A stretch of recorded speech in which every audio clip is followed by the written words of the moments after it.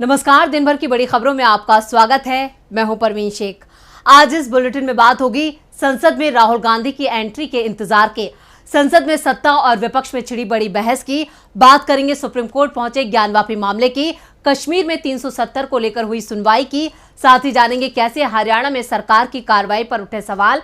और बुलेटिन के आखिर में देखेंगे जाने माने कार्टूनिस्ट इरफान की किस खबर पर पड़ी तिरछी नजर। इसके साथ ही और भी कई बड़ी खबरों से आपको करवाएंगे रूबरू। लेकिन तमाम बड़ी खबरों से पहले एक नजर सुर्खियों पर।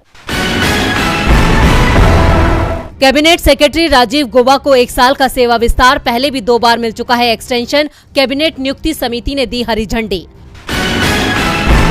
दिल्ली में पार्टी मुख्यालय में केरल कांग्रेस के नेताओं की अहम बैठक में मल्लिकार्जुन खड़गे, राहुल गांधी और केसी वेणुगोपाल मौजूद। लोकसभा चुनाव को लेकर पार्टी नेताओं को दिए निर्देश। दिल्ली के पटियाला हाउस कोर्ट ने बजरंग पूनिया को किया तलब। नरेश दहिया ने दायर किया है मानहानि का मामला। 6 सितंबर को होगी पूनिया की पेशी। बीजेपी सांसद बृजभूषण शरण सिंह के खिलाफ एनजीटी ने जारी किए जांच के आदेश। अवैध रेत खनन से जुड़ा है मामला, बढ़ सकती है बीजेपी सांसद की मुश्किलें। शेयर बाजार में लगातार तीसरे दिन भी गिरावट दर्ज। सेंसेक्स 542 अंक गिरकर 65,240 पर हुआ बंद। निफ्टी 144 अंक की गिरावट के साथ 19,381 पर हुआ बंद। तो ये थी सुर्खियां और अब बात आज की सबसे बड़ी खबर की। मोदी सर ने मामले में राहुल गांधी के लिए 4 अगस्त की तारीख काफी खास है। सुप्रीम कोर्ट इस मामले में शुक्रवार को सुनवाई करेगा। पूर्णेश मोदी अपना जवाब सुप्रीम कोर्ट में दाखिल कर चुके हैं। वहीं राहुल गांधी की तरफ से एफिडेविट दायर किया गया है, जिसमें राहुल गांधी ने कहा है कि वो माफी नहीं मांगेंगे। तो क्या सुप्रीम कोर्ट से राहुल गांधी को मिलेगी राहत? क्या सोमवार को संसद में होगी राहुल गांधी की एंट्री? देखते हैं एक खास रिपोर्ट। मोदी सर ने मामले में फंसे राहुल गांधी को कल यानी 4 अगस्त को बड़ी राहत मिल सकती है। उनके चाहने वाले भी चाहते हैं कि राहुल गांधी सोमवार को संसद की कार्रवाई में हिस्सा लें।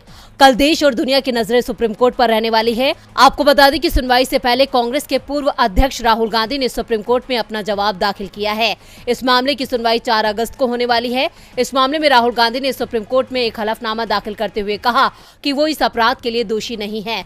उनकी तरफ से कहा गया है कि अगर उन्हें माफी मांगनी होती तो पहले ही मांग चुके होते। राहुल गांधी ने बुधवार को सुप्रीम कोर्ट से उनकी 2 साल की सजा पर रोक लगाने का अनुरोध किया, जिससे कि वो लोकसभा की चल रही बैठकों और उसके बाद सत्र में हिस्सा ले सके। इस मामले में राहुल गांधी की पैरवी के लिए कल सुप्रीम कोर्ट में वरिष्ठ वकील प्रशांत सैन, राजिंदर चीमा और अभिषेक मनु सिंह भी पेश होंगे, क्योंकि ये तीनों ही वकील राहुल गांधी की पैरवी कर रहे हैं। इसके अलावा कांग्रेस नेता ने कहा कि उन्हें पूरी उम्मीद है कि सुप्रीम कोर्ट में उन्हें सफलता मिलेगी, क्योंकि ये एक असाधारण मामला है जहां एक मामूली बात की बड़ी कीमत चुकाई जा रही है और एक निर्वाचित सांसद के रूप में उन्हें लंबे वक्त से अयोग्य ठहरा दिया गया है। राहुल गांधी ने कहा कि सूरत कोर्ट की तरफ से 2 साल की अधिकतम सजा देने का फैसला असाधारण है और इस पर रोक पर विचार किया जाए। उम्मीद है कि जस्टिस BR गवई की अगुवाई वाली पीठ 4 अगस्त को राहुल गांधी की अपील पर सुनवाई करेगी। 21 जुलाई को सुप्रीम कोर्ट ने गुजरात हाई कोर्ट के उस आदेश के खिलाफ राहुल गांधी की अपील पर एक नोटिस जारी किया था, जिसमें उनको मिली 2 साल की सजा पर रोक लगाने से इनकार कर दिया गया था। सुप्रीम कोर्ट से राहुल गांधी पर क्या फैसला आता है, ये देखना होगा। लेकिन संसद में मोदी सरकार को राहत मिलती नहीं दिख रही है। संसद की कार्रवाई आज एक बार फिर हंगामे के साथ शुरू हुई। मणिपुर के साथ साथ हरियाणा हिंसा पर भी विपक्ष सरकार को घेर रहा है। वहीं दिल्ली बिल को लेकर भी लोकसभा में चर्चा हुई। और क्या कुछ हुआ आज संसद में, देखते हैं ये रिपोर्ट। संसद में मणिपुर मामले को लेकर हंगामा मचा हुआ है। सरकार और सत्ता पक्ष दोनों ही अड़े हुए हैं।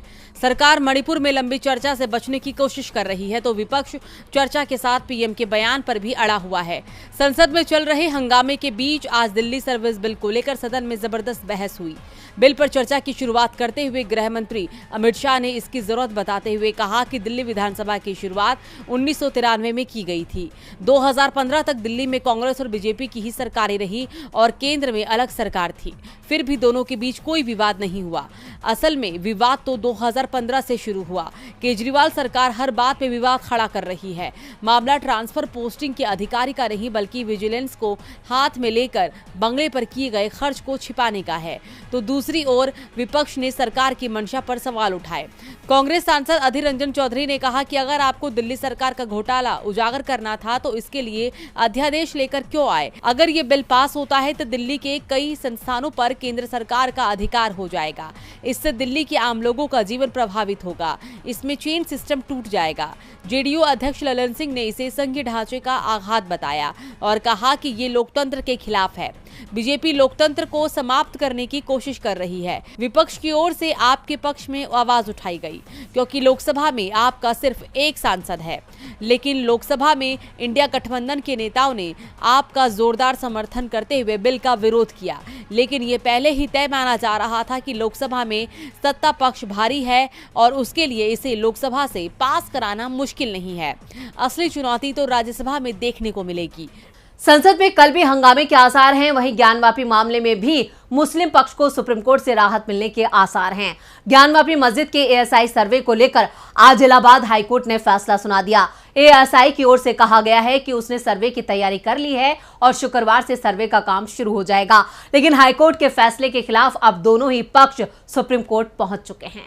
इलाहाबाद हाईकोर्ट ने आज ज्ञानवापी मस्जिद के एएसआई सर्वे के आदेश दे दिए।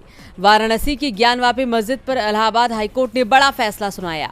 कोर्ट ने अंजुमन इंतजामिया मस्जिद कमेटी की याचिका को खारिज करते हुए ज्ञानवापी मस्जिद के एएसआई सर्वे को हरी झंडी दे दी है।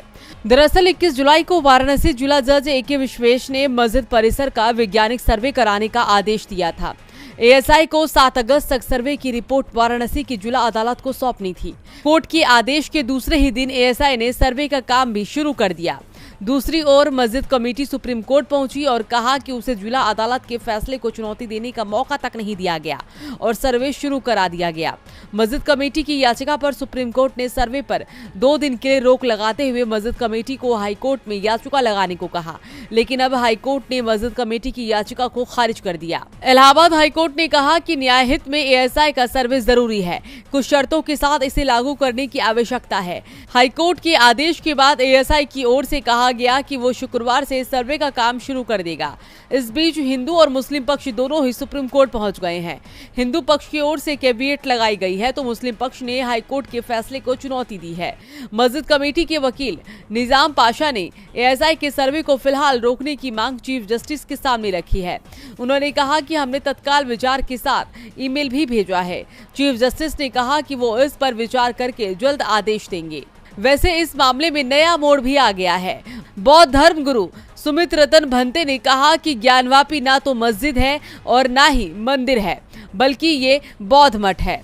जैन और बौद्ध मठों को तोड़कर मंदिर या अन्य धार्मिक स्थल बनाए गए हैं।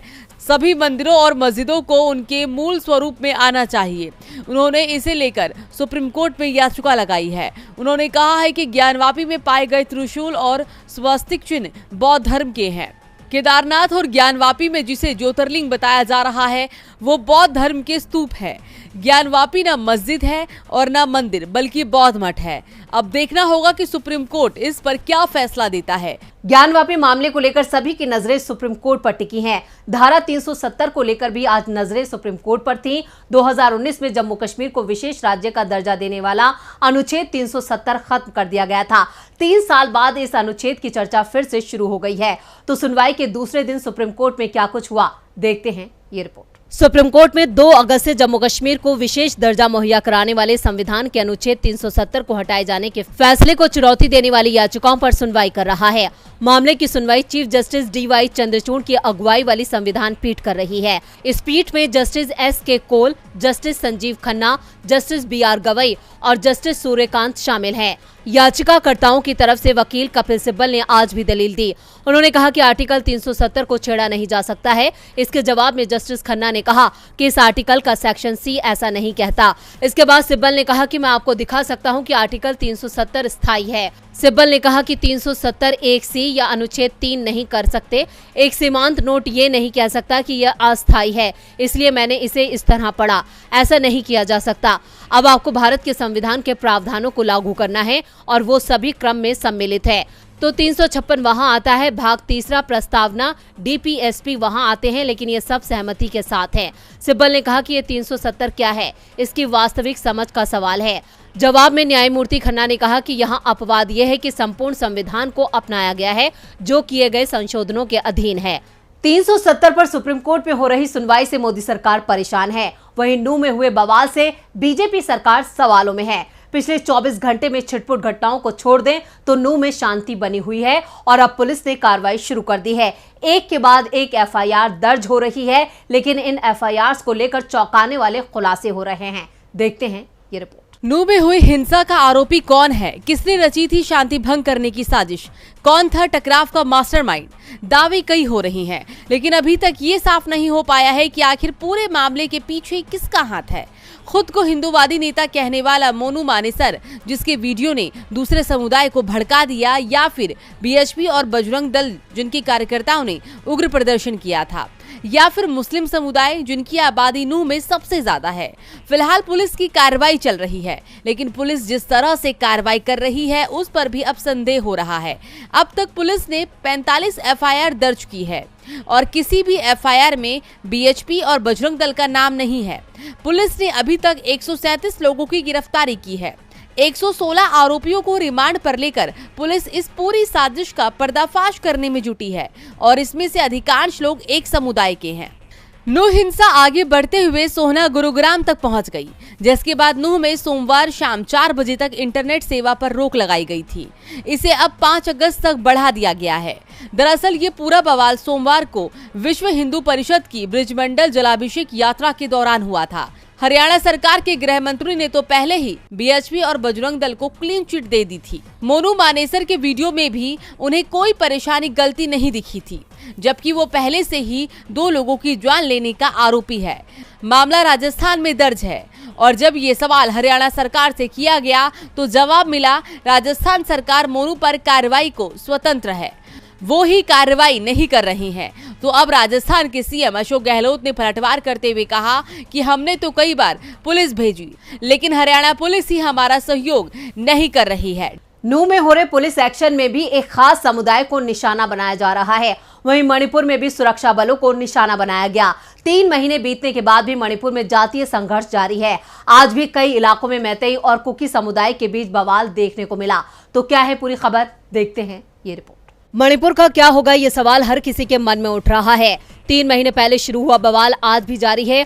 प्रदेश के हालात को लेकर ऐसा लग रहा है कि मानो सरकार ने अब उसे अपने हाल पर छोड़ दिया है। इसी कड़ी में बिष्णुपुर जिले में आज सुरक्षा बलों और मैतेई समुदाय के बीच झड़प हुई और स्थिति को संभालने के लिए सुरक्षा बलों ने बल प्रयोग किया।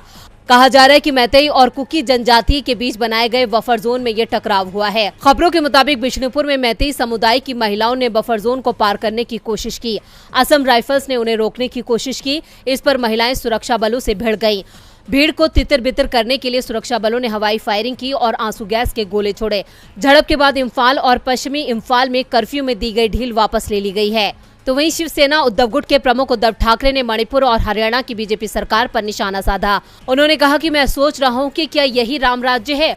मणिपुर की राज्यपाल एक महिला है, फिर भी महिलाओं पर अत्याचार हो रहा है। कहां है डबल इंजन सरकार? मणिपुर में 3 महीने से तनाव की स्थिति है, जबकि हरियाणा में भी 2 गुटों में विवाद हो गया। सरकार वहां क्या कर रही है? भाजपा अपने ही राज्यों में महिलाओं की सुरक्षा को लेकर गंभीर नहीं है, इसलिए ये हिंदू राष्ट्र नहीं है।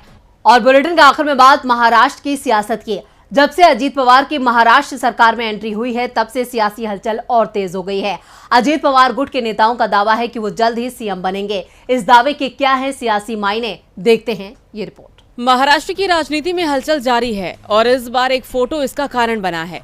बता दें, मुंबई के नरीमन पॉइंट इलाके में मनोरा विधायक निवास का भूमि पूजन कार्यक्रम था। इस मौके पर विधानसभा अध्यक्ष राहुल नार्वेकर और दोनों उप मुख्यमंत्री मौजूद थे।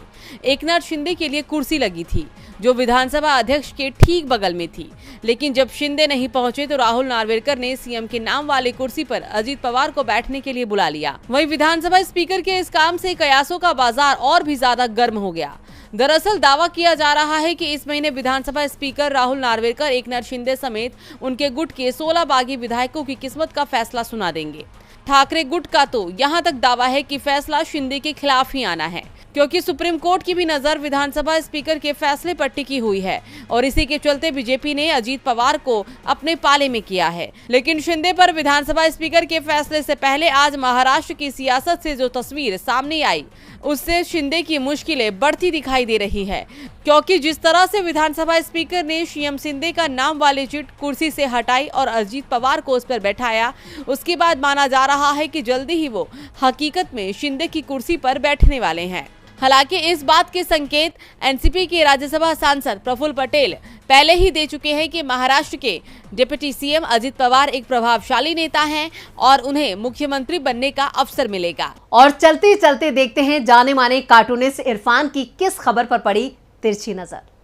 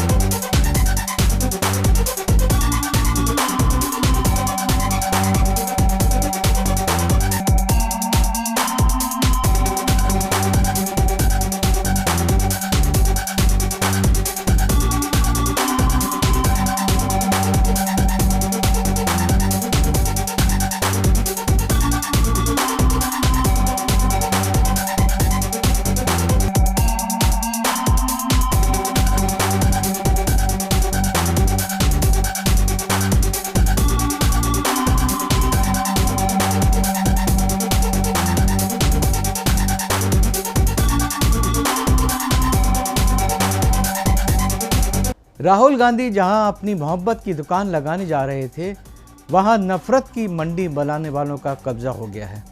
देखना यह है कि अब राहुल गांधी अपनी दुकान को वहां कैसे लगाएंगे और इन कब्जेधारी लोगों को कैसे भगाएंगे, क्योंकि कब्जा तो कब्जा है, कोई 99 साल की लीज तो नहीं है। तो आज इस बुलेटिन में इतना ही। देखते रहिए डीबी लाइव। नमस्कार।